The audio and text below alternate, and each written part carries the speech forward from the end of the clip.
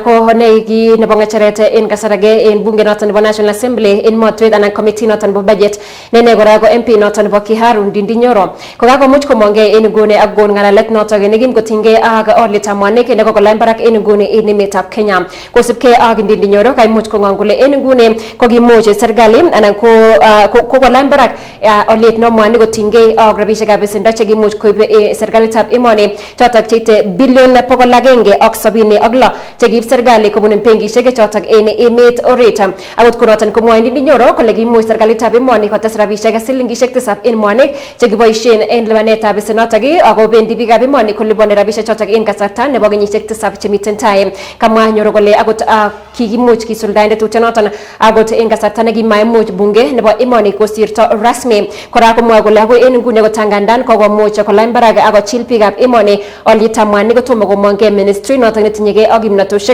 koboto kora serikalitab emoni akokon arorutik chotok chenene kotinygei ak nekokanaptagei kot mising olietab mwanik kobaten mwoe kole manyolu serikalitab emoni kokon arorutik kotinygei ak nekiboisie rabisiek chotok en tekset notok nebo oratinwek.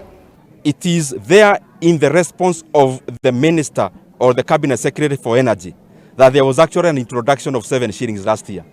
So the question is simple. Where is that money?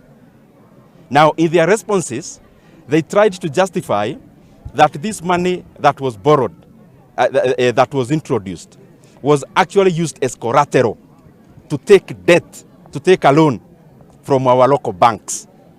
Now, that loan is to be paid by Kenyans for the next 7 years. For the next 7 years. The question we are asking are simple. By the maturity of the 7 years, how much money will Kenyans have paid for that loan? That is number one. Secondly, why is this money not being treated or included as part of the national debt? Why the urgency of hiding this loan in a separate book from the book that is known by our leaders and from the book of loans and debt and obligations that is known by Kenyans? What are you hiding? The other thing, is this debt sovereign guaranteed? Is it guaranteed by the sovereign called Kenya? The last thing that I want to bring about, and the reason why I call this a scandal, Kenyans are borrowing now or are made to borrow 175 billion Kenya shillings.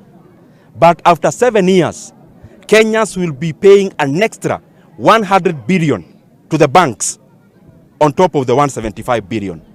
What is the urgency for? And in their responses, I saw they are trying to justify construction of roads. Construction of roads in Kenya is not an invention that has been done yesterday. All the regimes have been building tarmac roads. And no Kenyan has a problem when it comes to development, and especially the building of tarmac roads. The problem is that there has never been any other time that Kenyans are borrowing illegally and coming to Kenyans to explain using construction of roads. We have always had roads, but we have never been in an abyss where we are borrowing illegally